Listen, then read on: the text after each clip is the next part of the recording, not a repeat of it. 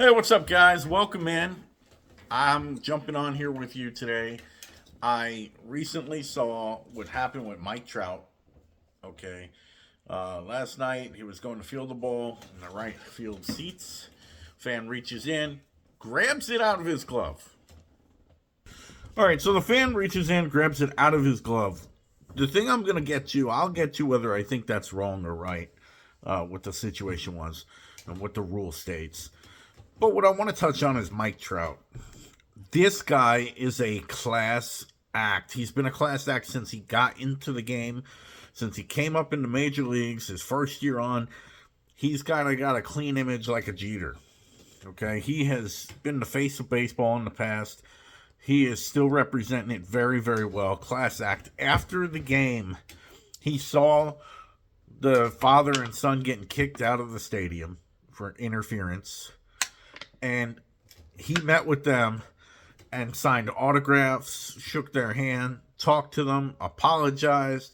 I mean, this guy is why baseball will continue to grow. Us as fans, when we're coming up as kids and we're playing this game, we fall in love with this game. There's always players that we emulate. There's always ones we look up to. For me, it was Ken Griffey Jr., Derek Jeter, A-Rod. I mean, the list really goes on and on and on and on and on. I could tell you so many players. But the fact of the matter is this. When you see yourself playing as these superstars, these role models that you look up to, and they are your role models whether they want to be or not. You're seeing how they play the game, and you're playing it the same way. If they get mad and throw a helmet, guess what? You end up, when you're playing baseball, you end up throwing helmets. You end up punching things. Maybe chewing it up like a Paul O'Neill type. But what I'm saying to you is this. When you go to the stadium as a kid, you're excited. It's either your first game or every game after. You're excited. You want to see your superstars. Some places, it is very hard to get up close and personal. And your family might not always have the money to be in the front row and get to interact with the players, okay? Sometimes you'll wait for them, watch them leave the stadium, watch them come into the stadium before the game. You'll see all this stuff, and you bring a ball with you usually in a baseball glove because you're hoping to either catch a fly ball or get an autograph from your favorite player. And when it doesn't happen and you go time and time and time again, you start giving up on the idea that you're going to get a ball, that you're going to get an autograph, that you're going to get to meet one of your heroes. You still love the sport. You still love the game of baseball. You're still a fan of your hero. But it's disappointing. But when you get to meet a genuine guy like a Mike Trout who takes that time, that little kid that was there with his father is going to love the game of baseball forever. Mike Trout is going to be his favorite player for the rest of his life, and he will argue with everybody one day that Mike Trout is the greatest player who ever played the game. Why?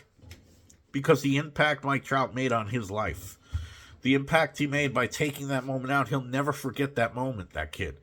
And because of that, he's more likely to get his kids into baseball or be watching it and his kids naturally get into baseball. It grows the sport when the players give back to the fans.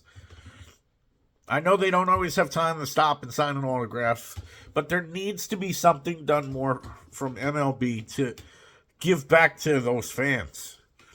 Yeah, they have these camps and things like that, but there needs to be something more.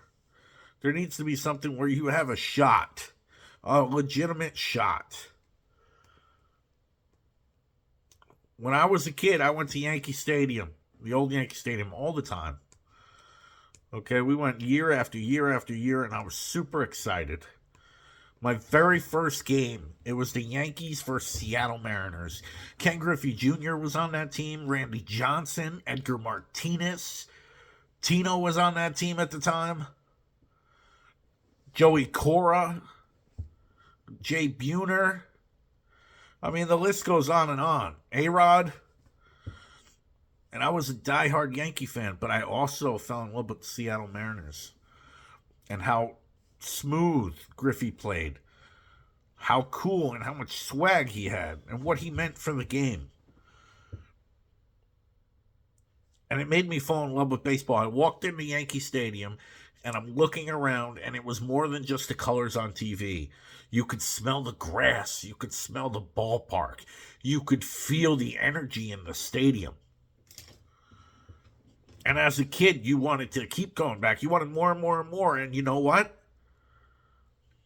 Excuse me. And you know what? It made me think, man, one day I would love to be a Yankee. I would love to play here. You walk into the stadium year after year after year. Jeter was a big thing. You start seeing the "Marry Me Jeter" signs when he was a rookie and a young guy. A lot of the ladies would bring the "Marry Me Jeter" signs, and Jeter was loved by everybody. The Yankees had a monumentally dangerous lineup and chemistry and fire year after year. I mean, I remember going to Yankee Stadium, seeing a lineup: Knobloch, Jeter, O'Neill, Williams, Martinez. Then you'd sometimes have Posada slipped in there, or Charlie Hayes, or Wade Boggs, or, I mean, it goes on and on and on. And you love that. And you know what? One or two times I got to get real close. I got to meet Dwight Gooden when he was with the Yankees. He was warming up in the bullpen. I got to meet him. There were so many things. I watched El Duque warm up in the bullpen. You know, you're close to them. You're hearing the pop of the leather. You're just hearing the sights and sounds of the game. You're watching BP and the balls being hit really, really hard. The reason why I'm bringing all this up is these are all the things that helped me fall in love with baseball. But very rarely could I ever get close to the players. Why? Security guards would stop you. You couldn't get all the way up in the front row. We didn't have money for those tickets anyway. We were all the way up in the nosebleeds, behind home plate. The old Yankee Stadium, the steep Yankee Stadium. You stand up and you feel like you're going to fall onto the field. And then when they hit a home run, the place is rocking for the Yankees. Rocking. The thing is as these players get bigger and bigger and bigger and more athletic and throw harder and hit home runs further and so on and so forth, you still need the interaction with those players to continue to grow the fan base. You really, really do. I know it's not what it used to be. Okay, I can't say back in the days, Babe Ruth, he used to meet them outside, all the kids and stuff like that. I get you can't do that nowadays. I get that. But maybe there needs to be a featured player autograph signing before the game, and he signed so many.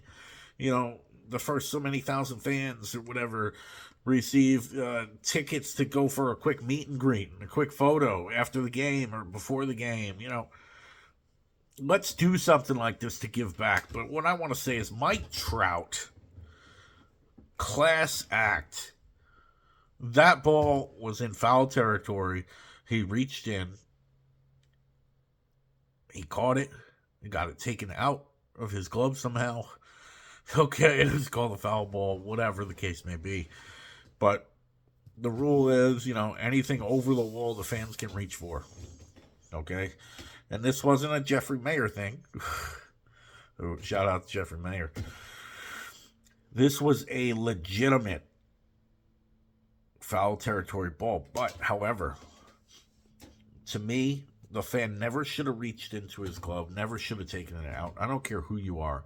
The players are human beings and people too. You cannot invade their space like that. You should not have your hand on their glove, on anything. Suppose when he's coming down from that wall a little bit, suppose he gets hurt. This guy has fought to get back to baseball after injuries.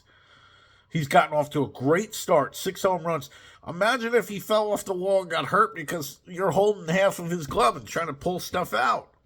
Like what happened to Mookie Betts. It's ridiculous. You need to know your place as a fan. that Mookie Betts thing, I'm a Yankee fan. I don't agree with that. They never should have done that. And Betts is a good player. Let's be real. Okay?